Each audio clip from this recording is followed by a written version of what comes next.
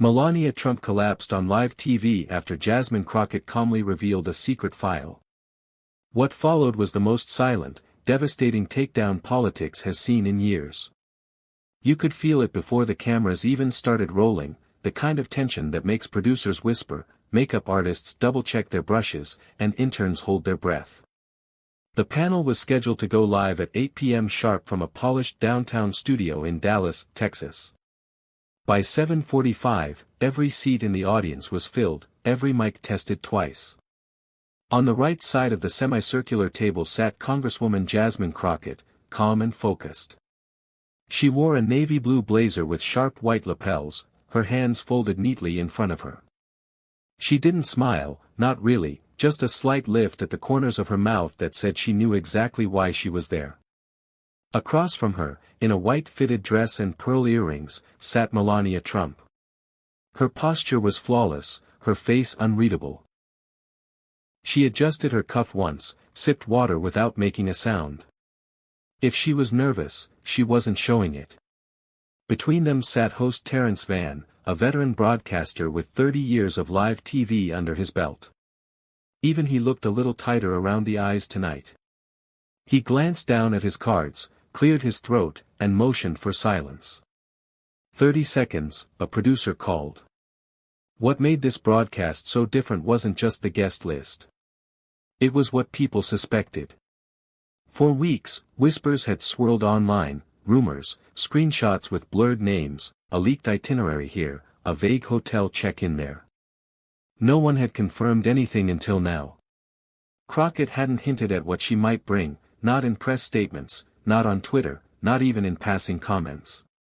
But if you followed politics long enough, you recognized that kind of silence. It meant she was loading her clip carefully. 10 seconds. Phones were already out in the studio audience.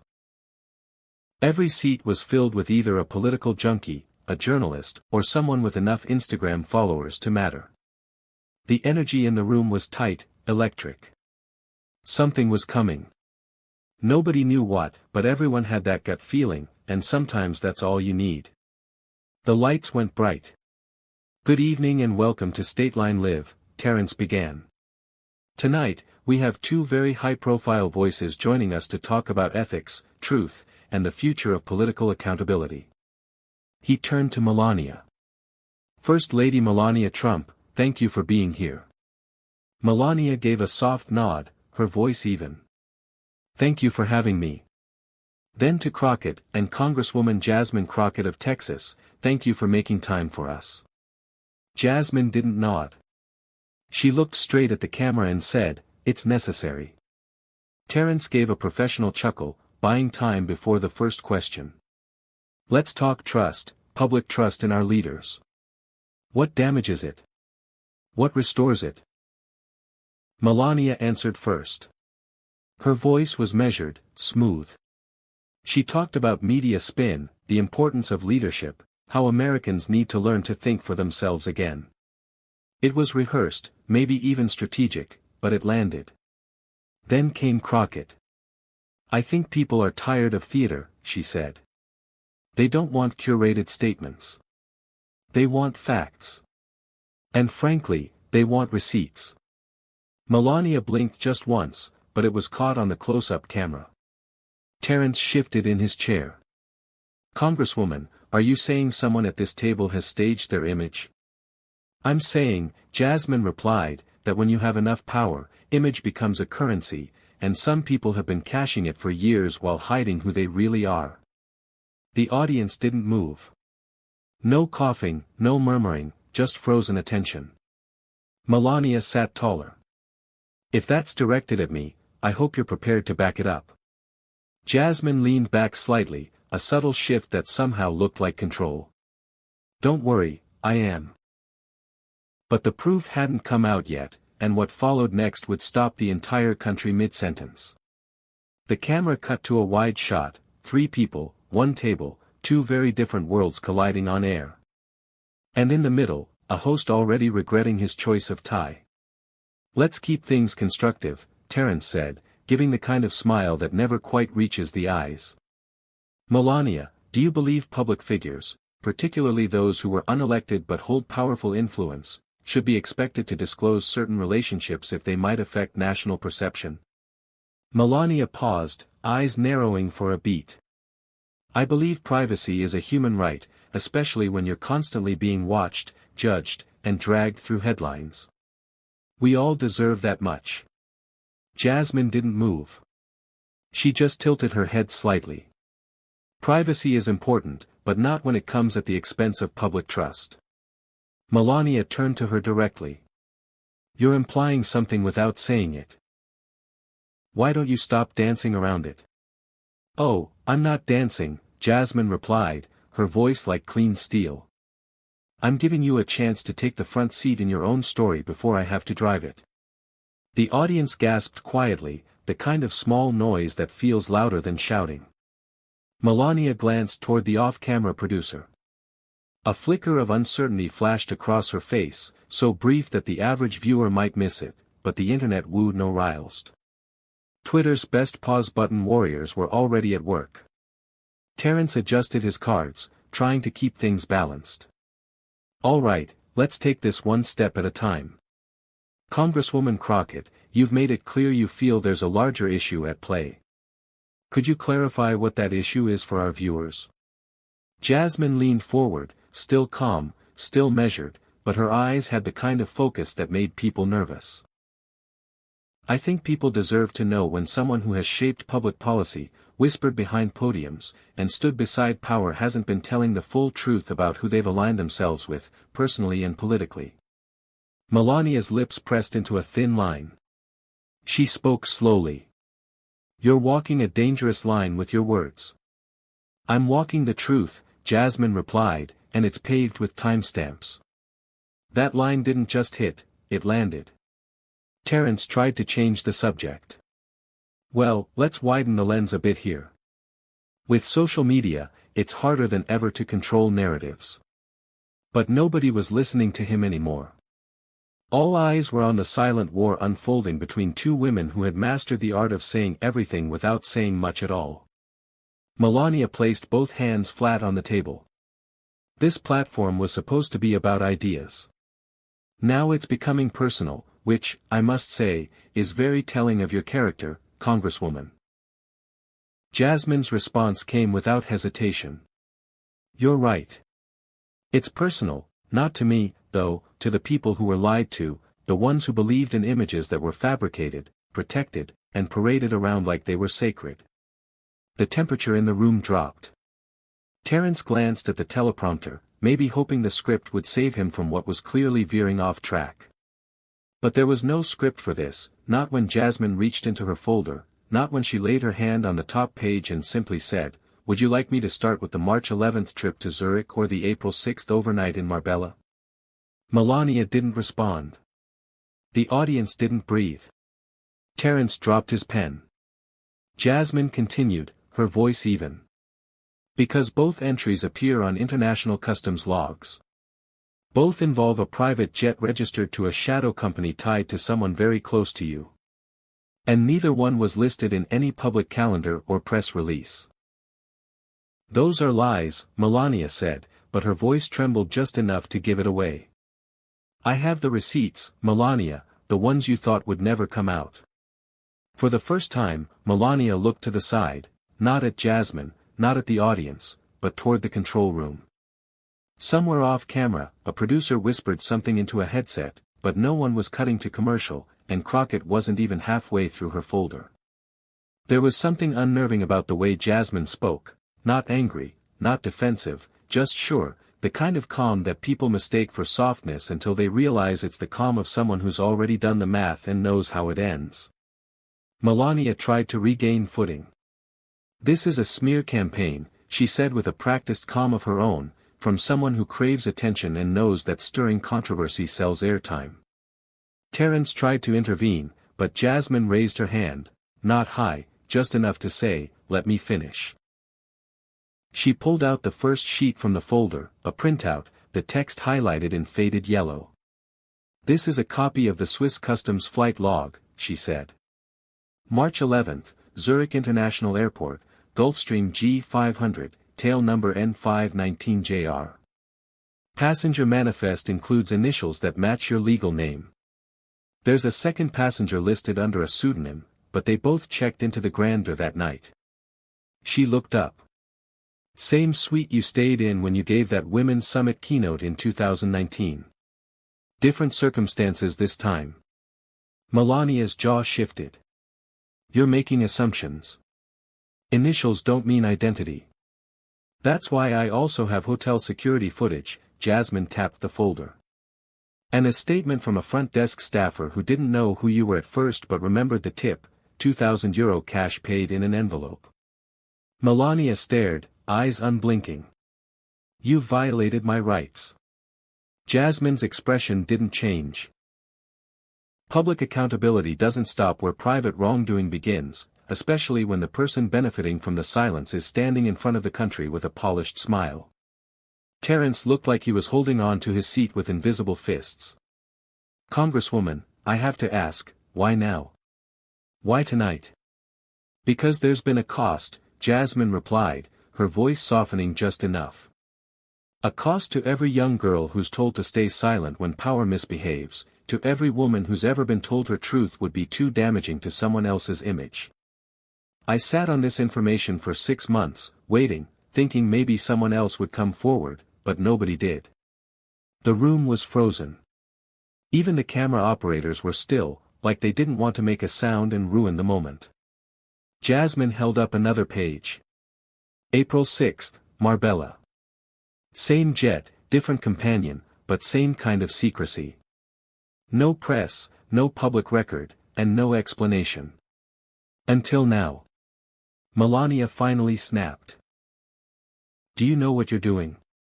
You're dragging a family through dirt for headlines. You're destroying reputations based on speculation and half-truths. But Jasmine didn't flinch. If it's speculation, sue me.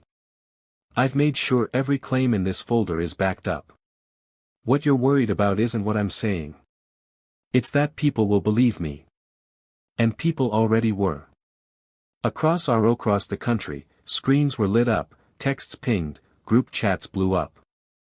People who had tuned in for some political banter were now watching a real-time reckoning, no dramatic music, no sudden fade-outs, just raw public truth presented so plainly it was impossible to ignore.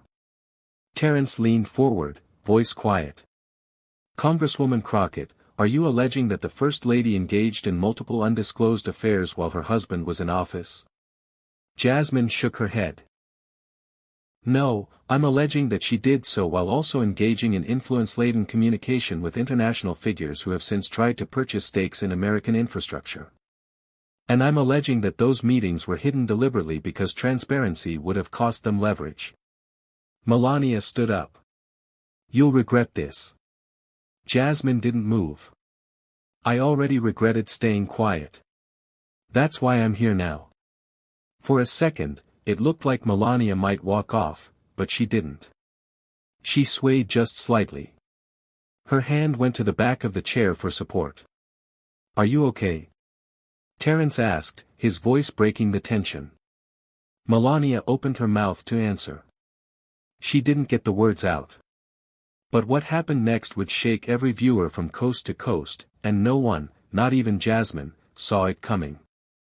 Her heels shifted on the floor as she reached for the chair behind her, knuckles white against the chrome. For a moment, nobody moved, not the host, not the staff, not even Jasmine. It was as if the air had turned to glass, and everyone was afraid that any sudden movement would cause it to shatter. Melania? Terrence asked, his voice unsteady now. She tried to answer. Her lips moved. No sound came. Then came the stumble. It wasn't dramatic, not at first. Her left foot simply didn't catch the ground in time. Then her shoulder dropped. She buckled forward, and her right hand missed the chair entirely. The microphone on her lapel popped as she tilted. A producer off-camera shouted something. Too late. A stagehand rushed in just as her body folded sideways, catching her elbow to slow the fall. Her knees hit the ground. Her head drooped. Gasps echoed from the audience. Cut the feed. Cut the feed, someone yelled from the control booth, but the camera was still live, streaming to millions. Terrence stood up, visibly shaken. We need medical now. Jasmine didn't move. She looked frozen, like the rest of the room, but not out of shock, out of restraint. This wasn't the moment for her voice, not now. An EMT team rushed from behind the curtain. Apparently, the studio had brought them in just in case. The producers had anticipated fireworks, not a medical emergency. Melania was breathing, but her skin had lost all color. Her eyes were open, unfocused, darting from side to side like she was trying to find a wall that wasn't spinning. They eased her onto a stretcher. Quiet murmurs bounced through the audience, and someone nearby started to cry. The studio had stopped being a set. It had become something far more raw and real. She fainted, one of the paramedics said, possibly a vasovagal response. We'll take her in for a scan. Nobody questioned it, but everybody knew that fall wasn't just about exhaustion. It wasn't just nerves. It was a reaction to exposure, an unraveling of the carefully preserved image that had held for years. As they wheeled her off stage, a second producer whispered something into Terrence's ear. His shoulders sagged. We're going to pause for a short break, he said, turning back to the camera, unsure if it was still live. We'll be right back. The screen went black, but it didn't matter. Phones had captured the moment. Viewers had recorded it. Clips were already circulating. TikToks were being made before Melania's stretcher reached the building exit. Journalists at home rewound their live streams, screen recording from their laptops. And then, within minutes, chaos. Melania collapse trended at number 1 in the US within 7 minutes. By 10 minutes, it was global. News anchors scrambled to rewrite their evening bulletins. Panelists on other networks began whispering into their earpieces, asking producers if they could confirm what had just happened. The studio filled with whispers, some panicked, some stunned. Terrence walked back onto the set. Jasmine was still seated. She hadn't moved. Her folder was closed now. She wasn't smiling, just watching.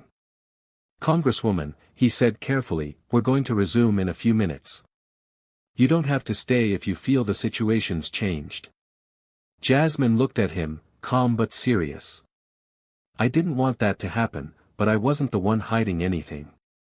He nodded, saying nothing. Outside, the ambulance lights flashed against the glass. Inside, the silence returned. This time, it wasn't suspense. It was something heavier. Melania was gone from the building. Her team was already crafting a statement calling it an isolated health scare due to a hectic travel schedule. But no one believed that anymore. The story was already out. The damage had begun. And Jasmine knew this wasn't the end of it. But even she couldn't predict how quickly the public would react and who would come forward next. The feed had only been cut for 8 minutes when the first clip hit Twitter, shot from a phone in the second row. It showed the exact moment Melania's knees gave way and her hand missed the chair. It racked up 1.2 million views in the first hour. 10 minutes later, a slowed-down version hit TikTok with captions reading, "Watch her face when Jasmine mentions Zurich." That one passed 4 million before the hour was over. CNN ran the footage on a loop with a red banner, breaking, Melania Trump collapses during live panel. Meanwhile, MSNBC brought in 3 analysts who'd barely had time to drink water before being asked to explain what the hell just happened.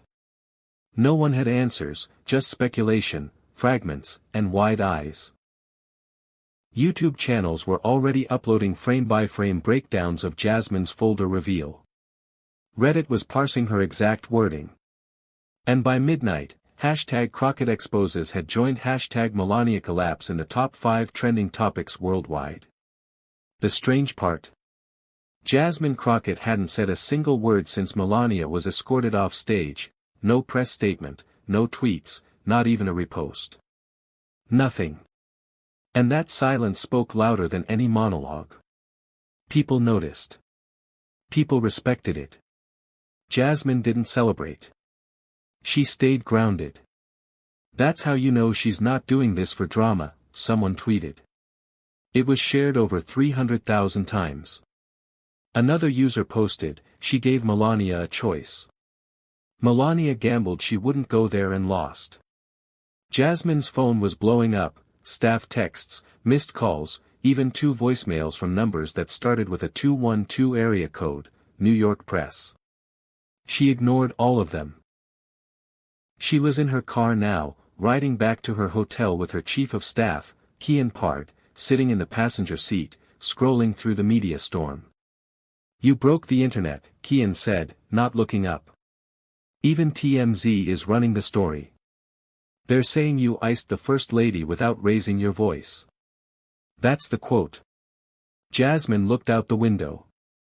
And, he said, flipping through tabs, "they're begging for a comment. Everyone is.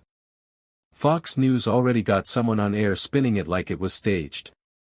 She fainted on live TV. You can't fake knees buckling.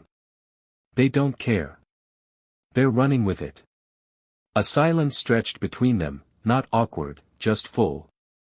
"She's going to come after us," Jasmine said quietly. "Her or her people?" "Both." Kian sighed, finally putting his phone down. "You still think you did the right thing?" Jasmine didn't hesitate.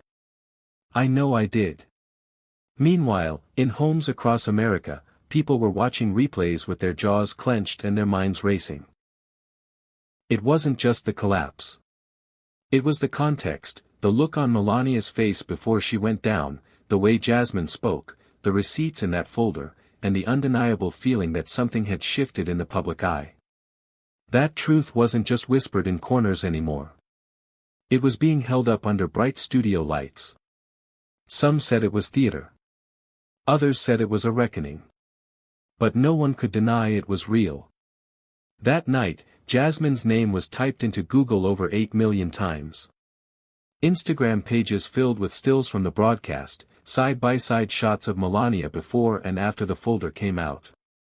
TikTokers created lip-sync videos using Jasmine's line, "I'm walking the truth," and it's paved with timestamps. But there was one post that stuck more than any other, a black screen with white text. She didn't raise her voice, she raised the bar. It hit over 2 million likes by morning. Still, not everyone was cheering. A former senior aide to the Trump family tweeted, "This isn't bravery. It's character assassination dressed up as justice." Others called it political theater, smear tactics, jealousy. But for every insult, there were 5 new messages praising her restraint, her clarity, her courage. Jasmine didn't respond to any of them, not yet. She was waiting for the facts to do what facts always do when you give them oxygen. They spread. But before Jasmine could speak again, someone unexpected stepped into the spotlight, and what they had to say sent shockwaves across every news desk in America. By sunrise, the emails had already leaked. At first, it was just one, sent from an encrypted account, forwarded through a burner inbox to a freelance journalist in Phoenix. Subject line, Zurich Marbella. She wasn't alone. It included 2 PDFs, both containing email threads dated from 2021 to early 2023. The sender's name wasn't revealed, but the timestamps, headers, and content were damning. They referenced itineraries, room service preferences, and coordination with a European security team. In the body of one, a line stood out in bold font, "Keep her name out of the manifest this time." Same protocol as Marbella. By 9 a.m., the documents had reached every major outlet, Politico, then CNN, then Reuters. Legal teams on both coasts went into overdrive. PR firms scrambled to shape a narrative before noon. Melania's camp finally broke their silence with a carefully worded statement. Mrs. Trump experienced a minor health episode during an intense panel discussion. She appreciates the concern expressed by so many and looks forward to returning to her engagements soon. Any accusations made during the event are false, defamatory, and will be addressed through legal channels. But the timing was off because, not even 15 minutes after the statement dropped, another piece of the puzzle surfaced. This time, it was a video. Grainy, shot from a security camera inside a private hotel elevator in Zurich. It showed two people entering, one in a long white coat, the other in a baseball cap and sunglasses. Their faces were barely visible, but the timestamp matched the customs log Jasmine had referenced. The person in the white coat, her walk was unmistakable, the same stiff posture, same handbag, same shoes from dozens of Getty images. Melania. The man in the cap, still unidentified, but people were already making guesses, and some of those guesses were sticking. By 11:30 a.m., Melania had cancelled an upcoming appearance in Palm Springs. At 1:12 p.m., a close friend of hers quietly deactivated her Twitter account. By 2 p.m., whispers began leaking from inside the Mar-a-Lago circle. She was told to lay low, avoid press, regroup. The collapse wasn't just physical anymore. It was reputational. In a quiet corner of her office in Dallas, Jasmine sat reviewing every document again, alone. No press team, just her and a laptop. Her chief of staff, Kian, stepped in with an update. One of her former aides just spoke off the record, wants to come forward, says she was in Marbella with them, handled the room reservation. Jasmine didn't react. She clicked open another tab. Does she have documentation? Receipt from the resort. Her name's on it. Jasmine exhaled, not with relief, just steadiness. Schedule her for a private statement. No press, just audio. Timestamp it. What about legal blowback? She won't say anything that can't be verified. We're not going after character. We're going after patterns. It wasn't about the affairs, not really, not for Jasmine. It was about the connections that came with those meetings, the flow of information, the names that popped up across different meetings, the coincidental policy shifts that followed. The American people weren't just watching a scandal unfold. They were watching the blueprint of backroom influence unravel in real time. Cable news anchors began using new phrases: international leverage, potential compromise, conflict of interest. For the first time in years, Melania Trump wasn't being talked about in the context of fashion or marriage, but power. And Jasmine? She hadn't done a single interview.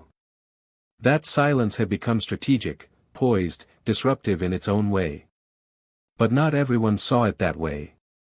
Late that evening, she received an email flagged by her security consultant, a cease and desist notice. Melania's attorneys were threatening to sue for character defamation, privacy invasion, and emotional distress. Jasmine skimmed the letter, then deleted it. Do I need to worry? Kian asked. She shook her head. You don't sue people when they're lying. You sue them when they're telling too much of the truth. He nodded. Still, this isn't over. You know that, right? I don't need it to be over. I just need it to stay honest. But before Jasmine could decide her next move, the story took another turn. Someone on Melania's side decided they'd had enough of protecting secrets. She didn't flinch when the subpoena arrived, folded neatly inside a plain white envelope delivered by hand to her district office in Dallas, the kind of thing that would rattle most public figures. But Jasmine just held it in her hand for a moment, scanned the return address, and said, "There it is." Kian looked at her like she'd lost her mind. You're being called to testify in D.C., Jazz. That's not nothing. I know, she said, slipping the envelope into her bag. That's why I'm not going to dodge it. 2 days later, Jasmine sat before a subcommittee. A dozen cameras lined the back wall. Microphones perched like vultures across the desk. Some of the faces across from her were familiar, Republicans who'd barely disguised their disdain for her even before all this began. Others pretended to be neutral, but you could see the calculation in their eyes. She adjusted her mic, Congresswoman Jasmine Crockett, representing Texas's 30th district. The chairman spoke first. "Congresswoman, we're here today not to relitigate headlines, but to understand the extent of your actions and the potential national implications. Do you understand?"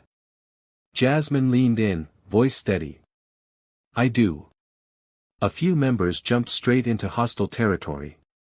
One asked if she was working with foreign intelligence. Another accused her of exploiting personal affairs to gain popularity. She let them talk. She let them finish. Then she did what she always did, answered without flinching. "I sat on this information for months," she said, "not because I didn't believe it mattered, but because I knew what would happen the second I spoke it aloud. I'd be called emotional, vindictive, opportunistic. So, I waited until I could verify every single claim." The room fell quiet. "I didn't release this to punish anyone. I released it because public figures aren't just individuals.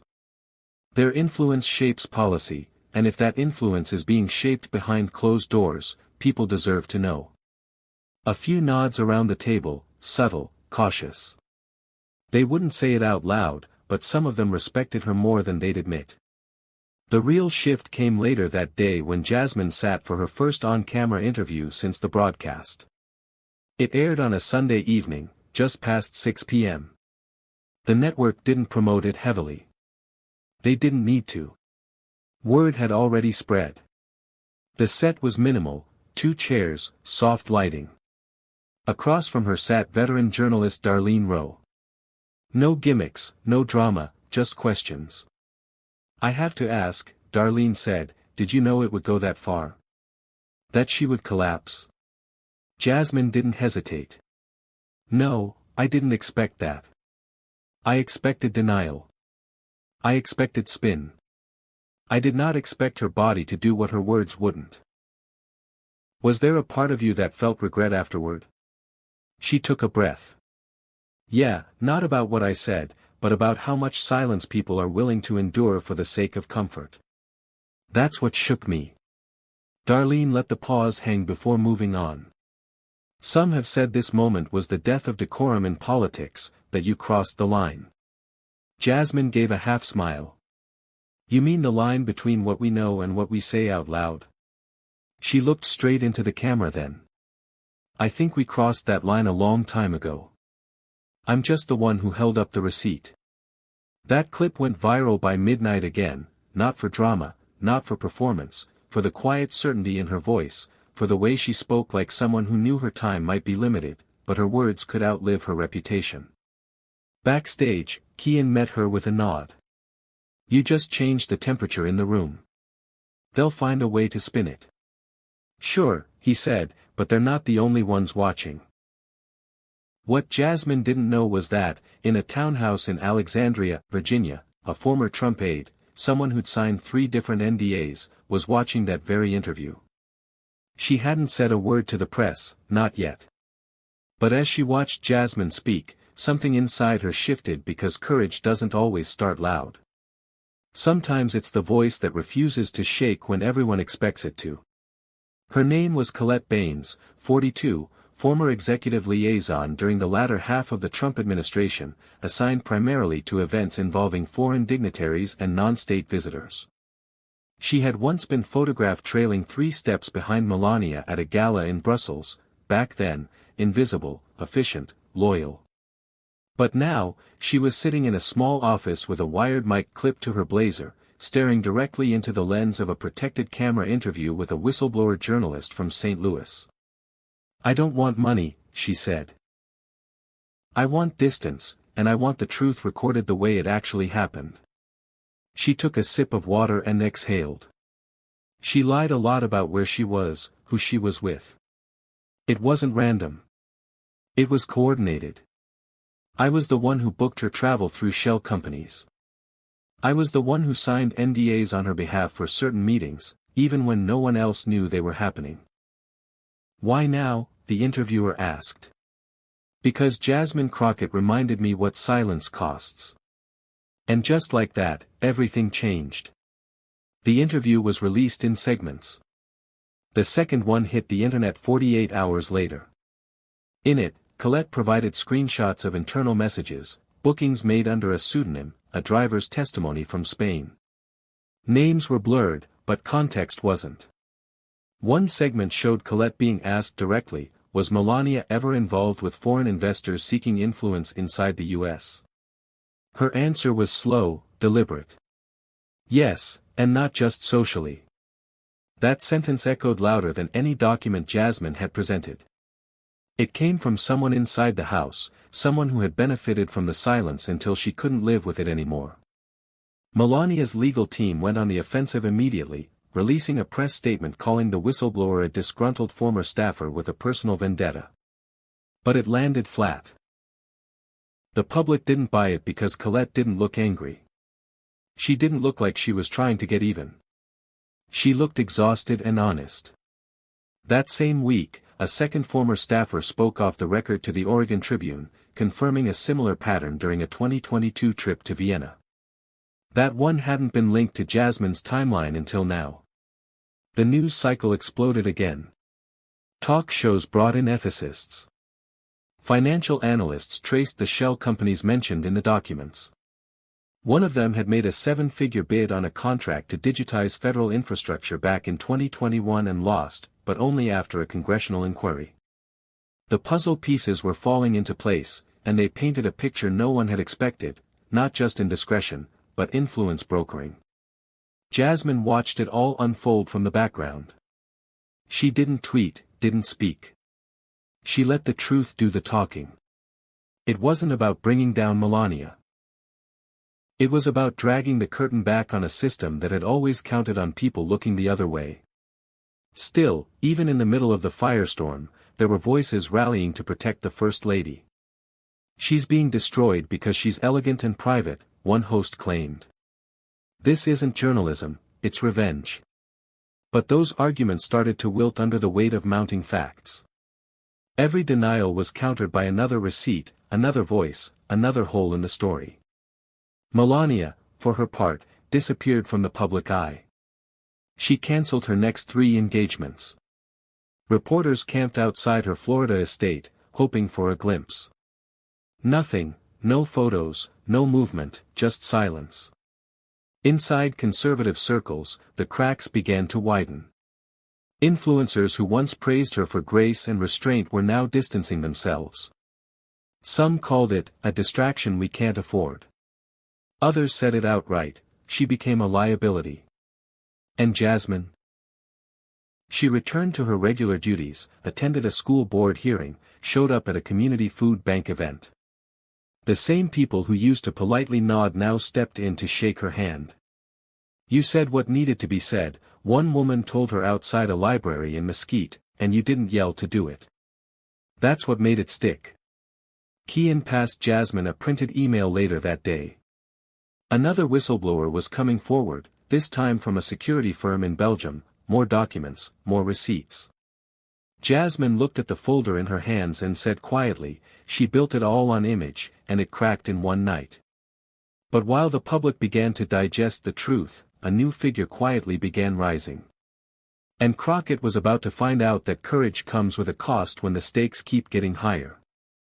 3 weeks had passed since the night of the collapse, 3 weeks of leaks, testimony, denials, and edits to official biographies.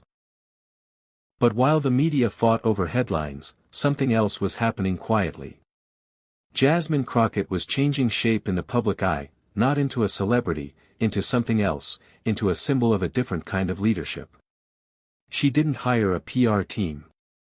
She didn't drop a book deal or do the late-night circuit. Instead, she booked time at small town halls in places most of D.C. wouldn't bother with, like Shreveport, Louisiana, or Dalton, Georgia, or Branson, Missouri. At one stop, a school gym packed with folding chairs and families, an elderly man stood up during the Q&A. I voted Republican my whole life, he said, but you looked that woman in the face and told the truth when no one else would. I might not agree with all your politics, but that took guts, and that counts. The applause wasn't thunderous. It was slow, respectful, real. Jasmine stepped off the stage after that event and turned to Kian. It's not just about Melania anymore. It never was, he said. The backlash hadn't disappeared. Some cable shows still called her a disruptor, a divider, or worse. But those voices were quieter now because people were watching her show up, not show off.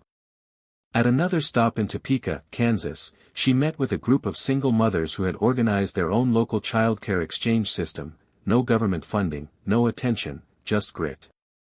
They didn't ask about Zurich or Marbella or Colette Baines. They asked, how do we make sure people like you don't get drowned out? And Jasmine told them the truth, you have to keep talking about more than just the scandal. Keep pushing for better. That's how we turn one moment into a movement. Her approval rating started creeping up, first in her own district, then in neighboring ones. Younger voters, especially, began citing her as the one who didn't back down. College forums started inviting her to speak. Law students asked for copies of her notes from the broadcast. Podcasts played her lines like they were song lyrics. One moment from that original interview with Darlene Rowe became especially iconic, the part where Jasmine said, "You don't break systems by screaming at them. You break them by showing people how they work in the first place." That line was now painted on the side of a building in Fresno, California. She didn't know who put it there. It just appeared one morning. Meanwhile, the political world adjusted around her. Some Democrats embraced her as the new face of accountability. Others kept their distance, unsure if her popularity would last. Some Republicans sharpened their teeth, quietly crafting ads to undercut her credibility, trying to link her to anything controversial, anything unrelated to distract from the core issue. But every time they tried to pivot the story, someone else brought it back to the same thing. She didn't flinch, she brought receipts, she stayed composed, and she didn't run when the blowback came. At a press conference in Philadelphia, Jasmine was asked by a local reporter, "Do you consider yourself a leader of a new political movement?" She paused. "I don't know what you'd call it. I just know I'm tired of watching good people get punished for saying what everyone else is too afraid to say. If that's a movement, so be it." The next day, that quote ran as a headline in over 30 publications. Back at home in Dallas, she spent an afternoon at the community clinic where she'd volunteered before running for office. A nurse pulled her aside. "You know, the waiting room's full of folks who've never watched C-SPAN in their lives, but they watched you. That says something." She smiled, shook her head. "Let's just get them seen today." But the final message, the one that would tie this all together, was still coming. And when she finally said it, it wouldn't be from a podium or a press stage. It would come straight from her heart, with no folder in her hands and no cameras in her face. It wasn't planned, not the speech, not the camera, not even the crowd. Jasmine had gone to Fort Worth that day for a quiet meeting at a local community center, just a roundtable with volunteers and high school students working on civic engagement projects. Nothing fancy, folding chairs, fluorescent lights, a pot of cold coffee in the corner. Halfway through, a student, probably 17, maybe younger, raised her hand. She didn't ask about the scandal. She didn't ask about Melania. She asked, "How do you keep doing this when everyone's trying to tear you apart?" Jasmine looked at her for a second. Then she asked someone to grab a phone. "Can I say something?" she asked the room. "And can someone record it?" The phone was propped up on a stack of books, no stage, no lights, no audience beyond the dozen kids and adults in the room. She sat forward in her chair, elbows on her knees. Her voice was low, steady. "You know, I didn't come into politics thinking I'd go toe-to-toe with anyone in that kind of spotlight. I thought I'd fight for schools, for housing, for working people who don't get invited into the rooms where decisions are made. But something happens when you're in those rooms. You realize how much of it depends on pretending you didn't hear what you heard, pretending the truth will come out eventually." She paused. Eventually is too late for a lot of folks. The kids were still. You could hear a chair creak in the background, but no one spoke. "So, when people ask me how I keep going, it's not because I'm brave. It's because I'm tired, Tired of watching people lie and get rewarded for it, tired of watching people speak up and lose everything. And I decided if I was going to be in the room, I wasn't going to whisper. I was going to speak. Her voice didn't rise. It stayed right where it was, honest, quiet, unshaken. I didn't call anyone names. I didn't throw insults. I presented the truth and let people decide what to do with it. And yeah, there's a cost. You lose friends. You get threats. You get called every name you can imagine. But I sleep at night. I look my mother in the eye. And when I walk into rooms like this one, I know I didn't waste my voice. She looked right at the student who asked the question. So don't wait until it's comfortable to speak. Speak when it matters, even if your voice shakes, even if your hands do too, because somebody out there is watching you and thinking, if she can say it, maybe I can too. The clip lasted 4 minutes and 12 seconds. Kian uploaded it from the parking lot without editing, just captioned it, "This is what leadership looks like." By morning, it had been viewed 12 million times. It was played at high school assemblies, reposted by veterans groups, clipped into YouTube essays and podcasts. Not because it was dramatic, because it was clear, and because it reminded people that leadership isn't about titles. It's about what you do when no one tells you what to say. Melania never responded again, no interviews, no public reappearance. Her lawyers quietly dropped the threatened lawsuit. A few months later, an investigative report confirmed the shell companies, the private travel, and several of the political connections hinted at in Jasmine's folder. But Jasmine didn't celebrate. She moved forward, kept working, passed 2 bills focused on transparency in government travel and lobbying disclosures. They weren't flashy, but they mattered. And that student from Fort Worth?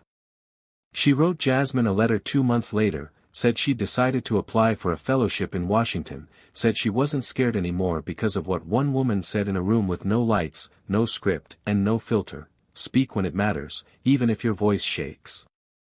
That was the lesson. That was the legacy. If this story made you think, if it challenged something you've been taught to stay quiet about, don't scroll away. Hit subscribe. Share this. And let someone else feel seen, too. Stories like these aren't about headlines. They're about what we do next.